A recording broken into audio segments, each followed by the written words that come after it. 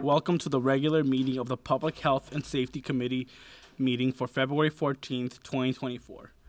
I am Jason Chavez, and I am the chair of this committee. At this time, I will ask the clerk to call the roll and verify the presence of a quorum. Councilmember Payne. Present. Rainville. Present.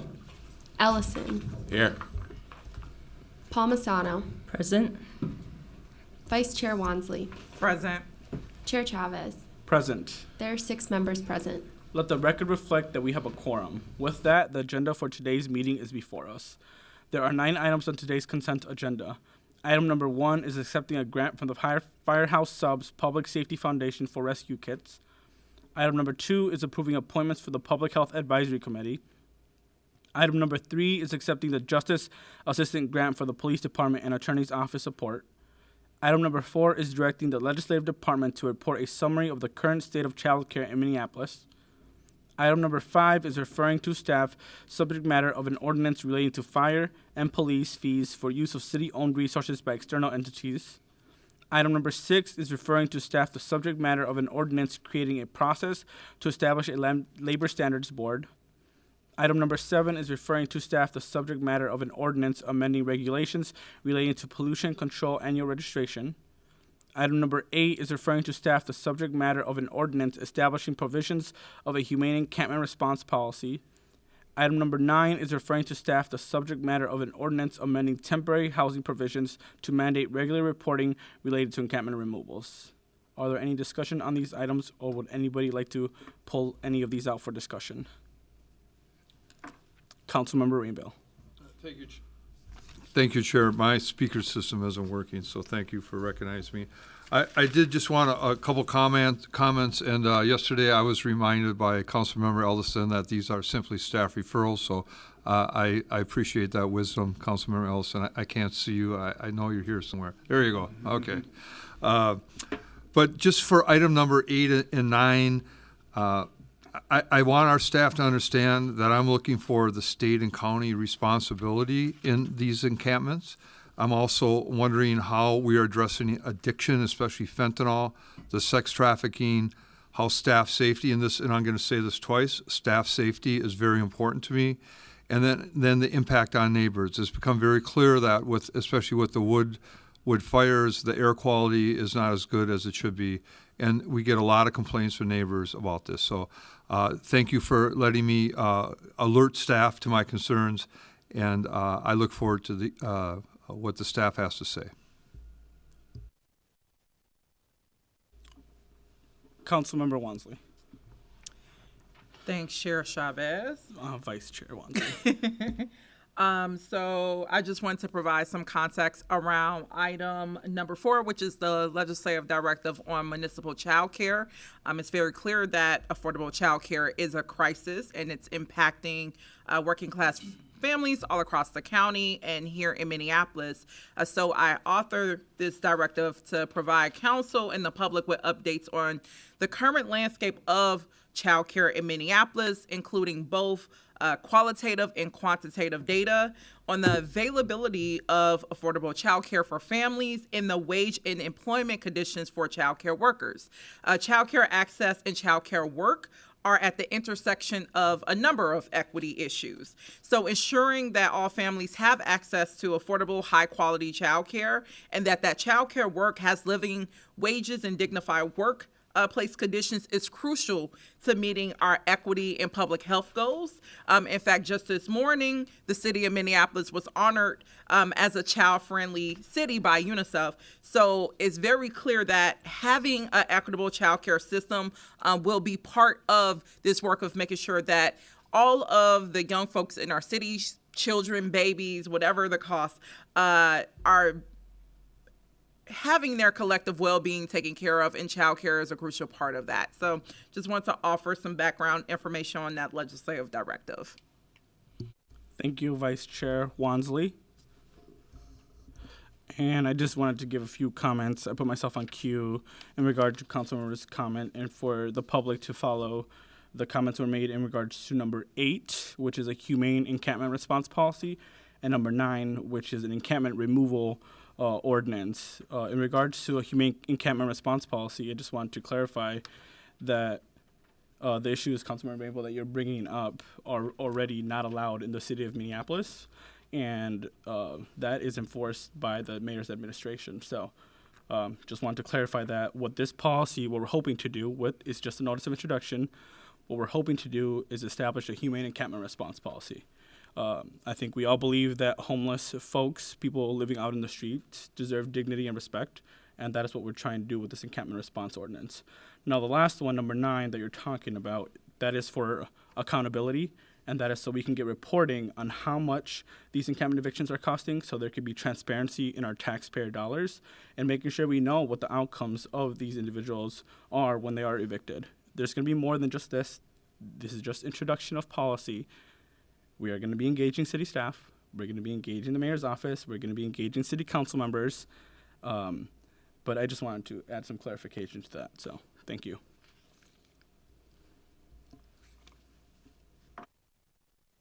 Bill. Thank you. I appreciate that more detailed response. But again, I do think that the county and state in particular have a responsibility. And I can remember in our first term talking to now council president, could we just solve the problem? Because we're all smart enough to do that. We have the staff to solve the problem and just send the bill to the county and state because they're shirking away. And I want all of us to remember that the more we do for the county and state to help our citizens, the less they will do. Just think about that. The more we do, the less the county and state will do. Thank you. Council President Payne. Thank you, Chair Chavez. Yeah, I think Councilmember Rainville raises an important point around the role of the city relative to the county. And I think one of the things that would be wise for us to do would be to really put some more formality around the boundaries of those two different jurisdictions. So I really see a good opportunity with this encampment response ordinance to actually clarify those roles, because right now it just simply says there is no sleeping outdoors allowed, and there's zero guidance for staff or this administration on how to navigate that reality. And so I think by adding a lot more richness, robustness, and formality to how the various jurisdictions respond to encampments is going to help not just improve the conditions on the street, but also make it clearer for what the role of staff are. So thank you. Vice Chair Wansley. Thank you, Chair Chavez. I also agree with Council President Payne that I'm pretty sure that our staff, as well as the national experts that I know you and the co-authors will be working with as you're designing this ordinance, will take into consideration the different roles and responsibilities of the governmental agencies that are being responsive to this matter of unsheltered homelessness and the crisis that has become not only for Minneapolis, but, all across the state, and being very clear that the state provides funding, and they have stepped up to provide, unprecedented amounts of money to support the creation of temporary and permanent housing. And I also want to emphasize, too, the role that the county has played as being part of not only getting people experiencing housing insecurity into, be it transitional or permanent housing, but also making sure that those folks are connected to wraparound services,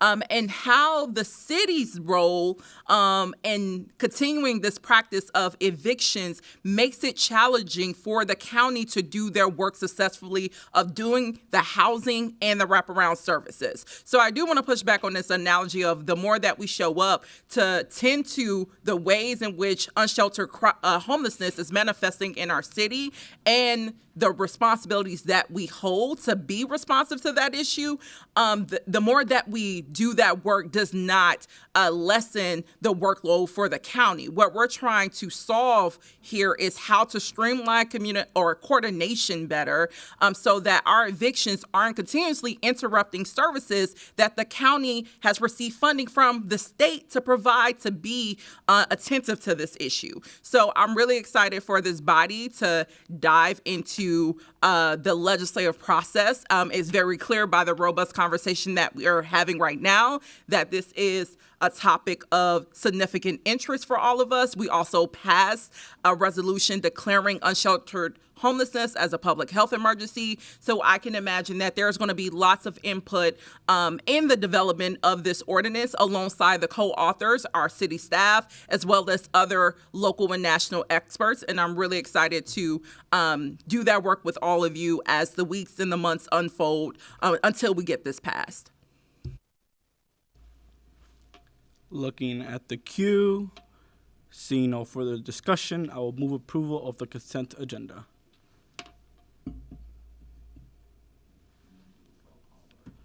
All those in favor say aye. Aye. Those opposed say nay. That carries, and the consent agenda is approved. The next item is a receiving and filing an update on the Lake Street Community Safety Center. Here to present on this item is Commissioner Todd Barnett and Director Amanda Harrington.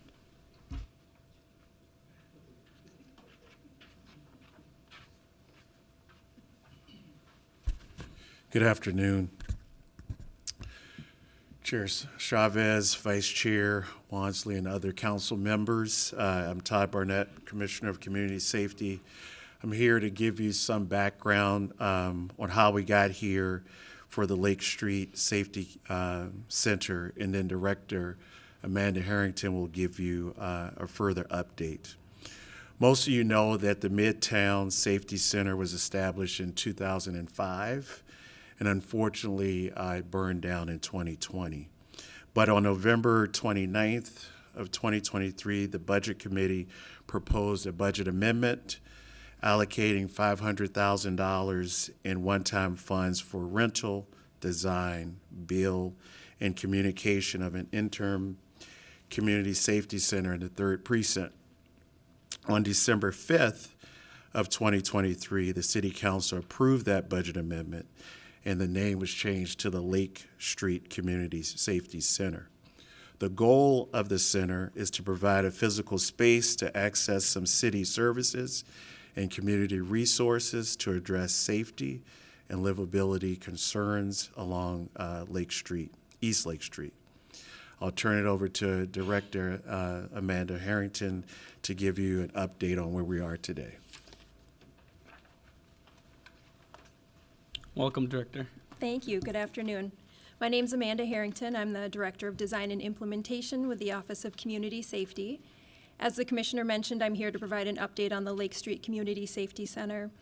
The Office of Community Safety received a request for an update from some council members, and I just want to say that I'm thankful to be able to present an update at this committee so that everyone, including the public, can have information about this project. I've been working with Property Services following the city's procurement process on leasing space, and a potential site has been identified. A site visit was completed, and we have begun negotiations with the owner, and will begin to determine build-out needs of this space. In the meantime, I've been meeting with city department and community partners to determine desired and available services and staff. I'm happy to let you know that LEAD has committed to having a presence at this site. We've also talked with Minneapolis Police Departments for office hours for an officer as well as crime prevention specialist time in the center. Metro Transit at this time is not currently looking to partner on space, but may be interested as the site further develops. I've also spoken with 311, Lake Street Council, the Lake and Hiawatha LRT and Bus Stop Livability Coalition, Lake Street Greenway Partnerships. So those are just some of the potential partners we've engaged so far. We're continuing to reach out to see who else is interested and needs to be in this space. In addition, I'm reviewing existing community input to determine next steps on engaging the community and reviewing data from 311 and 911 to determine what should be in this space. I thought it would also be helpful to provide a potential timeline, which is, of course, dependent on negotiations and build-out needs. Within Q1, we're hoping to have the space secured and have the data analyzed regarding 911, 311 call data and existing community engagement, and do strategic community engagement, including talking with neighborhood groups and others. In Q2, we'll be focused on build-out of the physical space and finalizing staff and schedules in the center, with the hope that Q3 or this summer, the center will open. I'm happy to respond to any questions that the committee may have. Looking at the queue, Council President Payne. Thank you, Chair Chavez, and thank you, Director. I was curious what the operating hours might be and how if it's going to be similar to what the center was before, or if we're thinking about having a different set of hours based on what we hear from community. Yeah, Chair Chavez, Councilmember Payne, thank you for that question. I have seen some recommendations that the hours might be 9 to 5. I'm worried that those hours wouldn't allow people who work during those hours to access this site, and so that's part of the reason I wanted to look at call data to see if that could inform if we need evening hours a certain number of days, or what those evening hours would look like. Thank you. Vice Chair Wansley. There we go. Thank you, Chair. So just two questions. In regards to community input, you mentioned that will be solicited. Can you share where, is that a Q1 or Q2 goal? Thank you, Chair Chavez, Councilmember Wansley. We are looking at engaging community within Q1, so I really want that information available as quickly as possible so that we can make sure we have the right mix of services in that site. And so I mentioned communicating with neighborhood groups. We also have the other groups we've talked about, Lake Street Council, Lake Street Greenway partnerships that can help in that engagement. And then I have to build out the rest of that as I look at the existing data.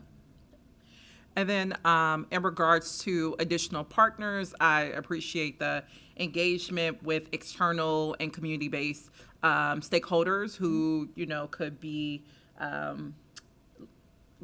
co-located at this space, but also thinking about neighborhood safety, specifically in our contractors, and knowing that they often have shared, they don't have space as well. And I know we have a number of violence interrupters or contracts that do the work under neighborhood safety in that corridor or around that corridor, and wanted to know if we're engaging, you know, those prospective vendors about co-locating at this space too. Chair Chavez, Councilmember Wansley, thank you for that question. There are certainly people who have contracted with neighborhood safety that are parties that I would like to connect with. It is important to note that Touch Outreach, for example, a violence interrupter organization, does have an office space on Lake Street, so they may not be interested, although they serve that area, in having a duplicate office, but they've also been a partner that I've been in communication with so that they know that we're talking about having a presence on that site as well. Awesome. And then I'm assuming then you'll be working with Director Nelson Brown to identify other violence interrupters. I know Touch is one of the partners that you named, but it seems that there's been some other contractors that's been engaged around that area to, you know, be responsive to a number of issues. So just want to make sure if those spaces don't have, you know, a physical brick and mortar location like Touch, could this be an option for them too? Yes, Chair Chavez, Councilmember Wansley, thank you for that recommendation. That's it. Thank you, Director Amanda Harrington. I really appreciate it, and I think this is your first time presenting, at least in this committee. It is. You've done a great job. I really appreciate you being here, and I don't have any particular questions, but I would love to figure out like an update as when we're solidifying maybe the location. That would be very helpful. I guess when that progresses. So I appreciate it. Thank you for your time. Yeah.